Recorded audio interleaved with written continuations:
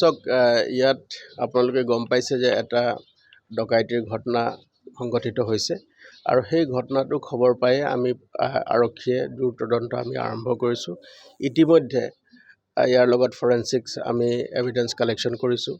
আমি যি ধৰণৰ আমাৰ টেকনিকেল যিখিনি এনালাইচিছ কৰিব লাগে সেইখিনিও কৰিছোঁ আৰু ইতিমধ্যে আমি যিকেইজন এই ঘটনাটোৰ সৈতে জড়িত বা সংগঠিত কৰিলে তেওঁলোকৰ আমি কিছু ক্লু পাইছোঁ আৰু খুব সোনকালে আমি শীঘ্ৰেই তেওঁলোকক কৰায়ত্ব কৰিব পাৰিম, খুব সোনকালে কৰায়ত্ব কৰিব পাৰিম বুলি আমি ভাবিছোঁ আৰু তেওঁলোকক বিৰুদ্ধে আমি কঠোৰতম আইনগত ব্যৱস্থা ল'বৰ কাৰণে আমি তৎপৰ হৈ আছোঁ।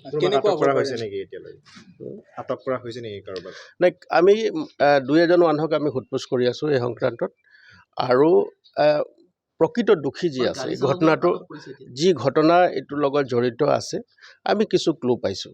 আমি সেইটোৰ ওপৰত কাম কৰি আছোঁ আৰু সোনকালে আপোনালোকে তাৰ ৰিজাল্ট পাব।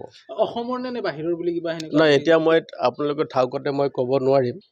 আমি সেইটো অনুসন্ধান কৰি আছোঁ আৰু আপোনালোকে সোনকালে এইটোৰ ওপৰত ৰিজাল্ট পাব। মনোজ দাস যিজন গাড়ী চলাইছে, নাই, আমি দুই এজন ব্যক্তিক আমি এতিয়া তদন্তৰ খাতিৰত সকলো কথা আপোনালোকক অৱগত কৰিব নোৱাৰিম, কিন্তু আমি এটা কথা ক'ব পাৰোঁ যে এই ঘটনাটো যিসকলে প্ৰাইম একিউজাৰ যিসকলে সংগঠিত কৰিলে শীঘ্ৰে আমি তেওঁলোকক আইনৰ আওতাত আনি তেওঁলোকক কৰায়ত্ব কৰি আমি তেওঁলোকৰ বিৰুদ্ধে কঠোৰতম আইনগত ব্যৱস্থা ল'বলৈ আমি তৎপৰ হৈ আছোঁ আৰু শীঘ্ৰে আপোনালোকে ৰিজাল্ট পাব। 3:30 বজাত কোনোবা এজন লোক অহাৰ কথা ইতিমধ্যে তেওঁলোকে কৈছে গোটেই বিষয়বিলাক আমি তদন্তৰ আওতাত আছে আৰু তদন্তটো এতিয়া চালুকীয়া অৱস্থাত আছে। এতিয়া আমি একো ক'ব নোৱাৰোঁ, কিন্তু এটাই কথা ঠিক যে তেওঁলোকক আমি দোষীক আমি কঠোৰ শাস্তি দিমেই আৰু ইয়াৰ এই যে সাধাৰণ নাগৰিকৰ যিটো নিৰাপত্তা আৰু যিটো তেওঁলোকে খৰ্ব কৰিবলৈ চেষ্টা কৰিছে তাৰ বিৰুদ্ধে আমি মহানগৰ আৰক্ষী কঠোৰ হৈ আছোঁ আৰু তেওঁলোকৰ বিৰুদ্ধে আমি কঠোৰতম আইনগত ব্যৱস্থা ল'ম।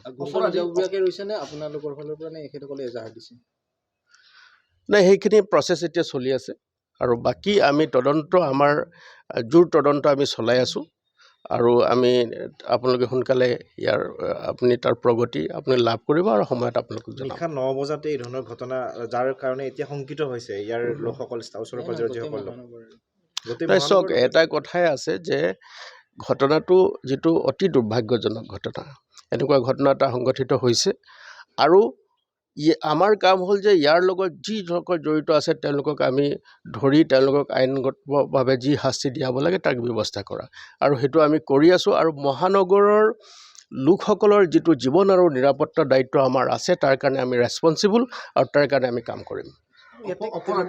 কেইজনৰ কথোপকথন হিন্দী আছিল, অনুমান কৰা হৈছে যে বহিৰাজ্যৰ হ'ব পাৰে, কেনেকুৱা ধৰণৰ? নাই, চাওক, আমি যেতিয়া কোনোবা এটা তদন্ত আৰম্ভ কৰোঁ আমি এটা পূৰ্বানুমান লৈ নকৰোঁ, আমি সকলো অপশ্যনছ খোলা ৰাখোঁ। ধৰক আপোনালোকেও আমাৰ সাংবাদিক বন্ধুসকলো আছে, আপোনালোকৰ লগতো যদি এনেকুৱা কিছুমান থাকে আমি সকলোৰ পৰা আমি মানে সম্পূৰ্ণ মুকলিভাৱে আমি তদন্ত কৰিছোঁ আৰু তদন্তৰ আওতাত যিয়ে আহে তেওঁলোকৰ বিৰুদ্ধে কঠোৰতম আইনগত ব্যৱস্থা আমি হাতত ল'ম। এনেকুৱা কিবাটো আছিলে নেকি যে স্পেচিফিক কিবা এনেকুৱা জানিব পৰা গৈছে যে 2 লাখ টকা কিবা সেইটো বিচাৰিছিলে, সেইটো তেনেকুৱা কিবা এটা আছে নেকি? নাই, আমি গোটেই বস্তুটো তদন্ত কৰি আছোঁ আৰু মই ব্যক্তিগতভাৱে তেওঁলোকক চিনি পাওঁ, তেওঁলোকৰ লগত কথা পাতিছোঁ আৰু গোটেইখিনি বস্তু যি কথা আমি তদন্তৰ কাৰণে আনিব লাগে সকলোখিনি তথ্য লৈ আমি কাম কৰি আছোঁ আৰু মই সেইকাৰণেই কৈছোঁ যে আমি শীঘ্ৰেই আমি ইয়াৰ